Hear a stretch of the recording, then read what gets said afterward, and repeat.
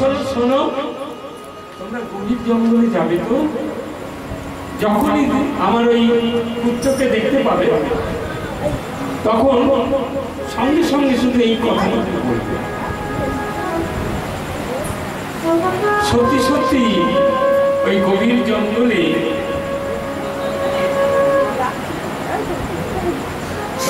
জঙ্গলে বসে বসে ধ্যান করছে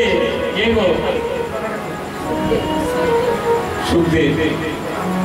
তার পরনে কোনো বস্ত্র নেই, তার শরীরে শীত নেই, তার শরীরে গরম লাগে না, তার শরীরে স্নান করার প্রয়োজন নেই, সব থেকে বড় কথা তার শরীরে আহার বলে কিছু দরকার নেই।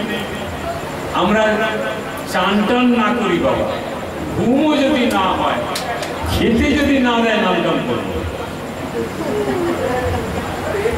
একটা কন্ডিশন আছে, খেতে দেবে তো বাবু, তাহলে আমি তোমাদের জায়গায় আছি। যদি খেতে না দাও ও কেউ কান না করলেও চলবে, কিন্তু খেতে দেবে না এরকম হয়।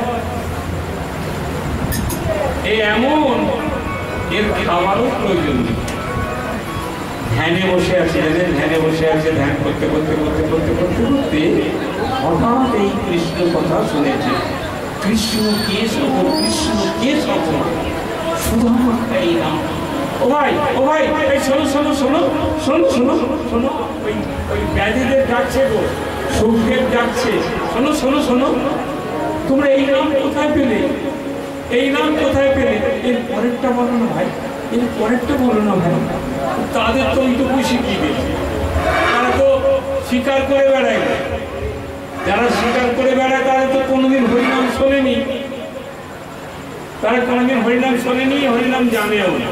ওই যেটুকু শিখিয়ে দিয়েছে রেকর্ডের মতো ওইটুকুই। বাবা সুখদেবকে হাত জোর করে বলছে, বাবাজি আমাদেরকে ওই মহারাজ ওইটুকুই শিখিয়েছিল, ওর পরে তো জানি না। কি কৃষ্ণ কেশব, কৃষ্ণ কেশব, সুধা মাখা এই নাম। সঙ্গে সঙ্গে পুত্র বলছে, ছেলেটি বলছে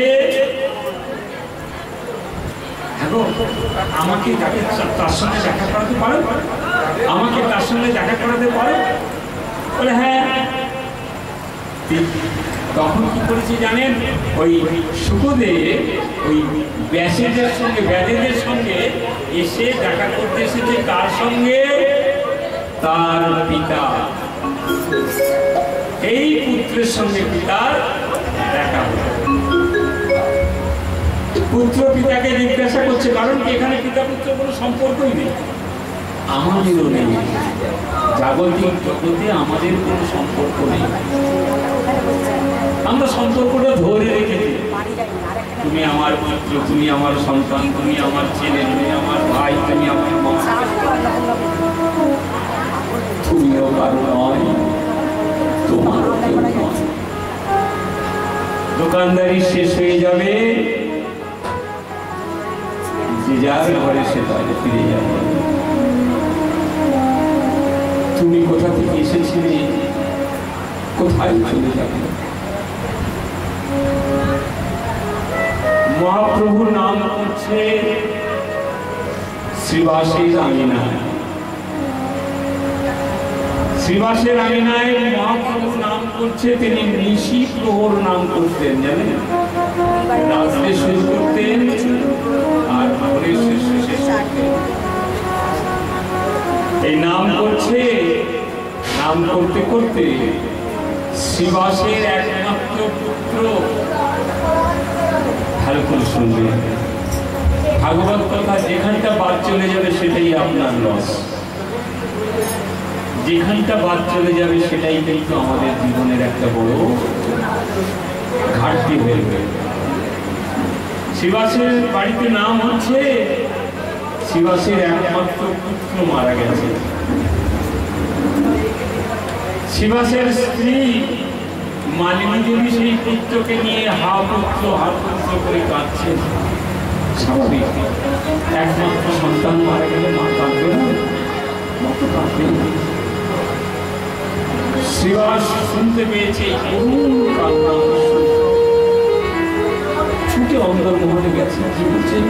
মালিনী কি হয়েছে, কি হয়েছে, তুমি কাঁদছো কেন? দেখো না, দেখো না, আমাদের একমাত্র পুত্র বিকারের জ্বালায় মারা গেছে। বিকার মানে বুঝেন তো, ভীষণ জ্বর। তখনকার দিনে জ্বর হলে এরকমই হয়। সঙ্গে সঙ্গে কতখানি পাষাণ রেখে চিন্তা করুন, কতখানি পাষাণ, কতখানি ভক্ত হলে এই কথা বলতে পারে। সঙ্গে সঙ্গে তাদের অরুণীটা ওই মানিনীর মুখেতে ধরে বলছে, মানিনী কেঁদো না, কেঁদো না, তুমি জানো না আমার এই গৃহেতে ভগবান নিজের নাম করছে। তখন কিন্তু মহাপ্রভু ভগবান নয়, তিনি একজন মানুষ। তিনি তো মানুষ,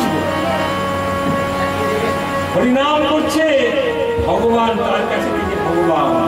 ভগবান নাম করছে যেখানে, সেখানে অমঙ্গল হতেই পারে না। তুমি কেঁদো না। মানিনী মায়ের মনকে ছাড়ে না। মা সেই শিশু করে করে কেঁদেই যাচ্ছে, কেঁদেই যাচ্ছে। শ্রীবাস আবার সেই নামের মধ্যে এসে মহাপ্রভুর সঙ্গে উদ্ধশ্বাসে নাম নামছে। ভগবান তো মহাপ্রভু, ভগবান তো তিনি অন্তর্যামী। তিনি জানতে পেরেছে, বুঝতে পেরেছে যে শ্রীবাসের ঘরে কোনো অমঙ্গল নিশ্চয়ই হয়েছে। নামে বিশ্রাম দিয়ে শ্রীবাস, তোমার বাড়িতে কি কোনো অমঙ্গল ঘটেছে? তোমার গৃহেতে কি কোনো অমঙ্গল ঘটেছে? শ্রীবাস বলছে, যার বাড়িতে স্বয়ং ভগবান, তার বাড়িতে কি অমঙ্গল ঘটতে পারে না? শ্রীবাস, আমার মনটা যেন কিরকম করছে, আমি একবার ভেতরে যাব, আমি একবার মালিনী মায়ের সঙ্গে দেখা করব। যেই ঘরের ভেতর গেছেন, গিয়ে দেখছেন মালিনী মা ওই মরা শিশুকে কোলে তুলে হাউ হাউ করে কাঁদছে। মহাপ্রভু মালিনীকে দেখে দিচ্ছে, মা কি হয়েছে দেখো না। মহাপ্রভুকে মালিনী বলছে, দেখো না, আমি তো জানি তুমি ভগবান, তুমি থাকতে আমার গৃহেতে আমার সন্তান মারা গেল। এটা কি হয়? এটা কি সম্ভব?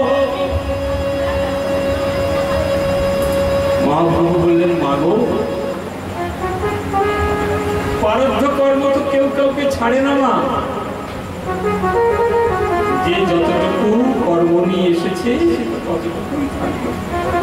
না না না না, আমি নয়, আমি এসব বুঝতে চাই না, আমি এসব শুনতে চাই না। তুমি আমার এই পুত্রকে জীবিত করে দাও, এক্ষুনি জীবিত করে দাও, তবে বুঝবো তুমি আমার ভগবান।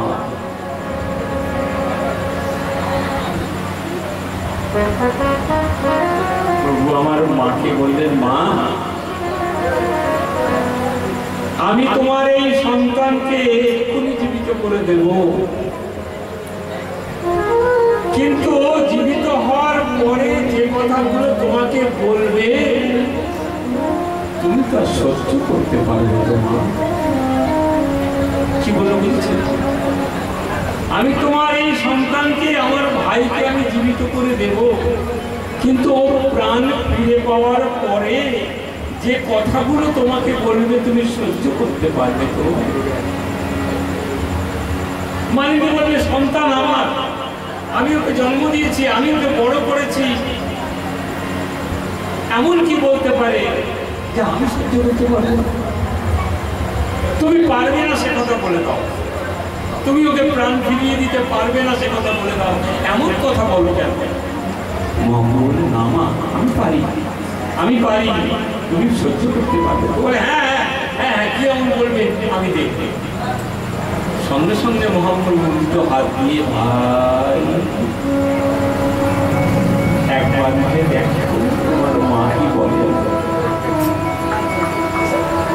লক্ষ্য করো, মালিনী মায়ের কোলে ছেলেটি শুয়েছিল, মরা শিশু। প্রভু আমার সামনে দাঁড়িয়ে মায়ের সঙ্গে কথা বলছে। ওই সন্তান যেমনি মহাপ্রভু গায়ে হাত দিয়েছে, সঙ্গে সঙ্গে সঙ্গে হাত দুটো জড়ো করে প্রণাম করার ভঙ্গিতে মহাপ্রভুর দিকে তাকিয়ে বলছে, প্রভু তুমি আমাকে ডাকলে? আচ্ছা মারা গেছিল তো? মারা গেছিল কে? কোন শিশু যদি মায়ের কোলে ঘুমায় সে জেগে আগে কাকে খুঁজে তো মাকে। মা রইল পিছন দিকে, মায়ের থেকে সোজা হয়ে বসে প্রভুকে বলছে, প্রভু তুমি আমাকে ডাকলে? মা প্রভু বলছেন, ভাই দেখো না, দেখো না তোমার মা তোমার জন্য কত কান্নাকাটি করছে। তুমি একবার মায়ের সঙ্গে একটু দেখা করো। প্রভুর দিকে তাকিয়ে, মনে রাখবেন মায়ের দিকে নয়, প্রভুর দিকে তাকিয়ে ওই শিশুটি কি বলছে জানেন? মা। কি বলছেন? মা। মা আমায় ডাকছে। প্রভু কোন মা আমায় ডাকছে? মা চিন্তা করছে কোন মা মানে? আরে খোকা এই তো আমি তোর পিছনে বসে আছি, এই তো আমি তোর মা। তার কথায় কোনো কান্না দিয়ে প্রভুকে বলছেন, প্রভু কোন মা আমায় ডাকছে? মা প্রভুকে জিজ্ঞাসা করছে, প্রভু আমার সন্তান বলে কি? আবার ছেলেটি মাকে প্রভুকে বলছেন, প্রভু আমি এই পৃথিবীতে যতবার এসেছি ততবার একটা করে মা পেয়েছি। আবার আমার খেলা শেষ হয়ে গেছে, চলে গেছি, তুমি যদি আবার পাঠাও আবার একটা মা পাও। কোন মা? আমি তো কারণ নয়।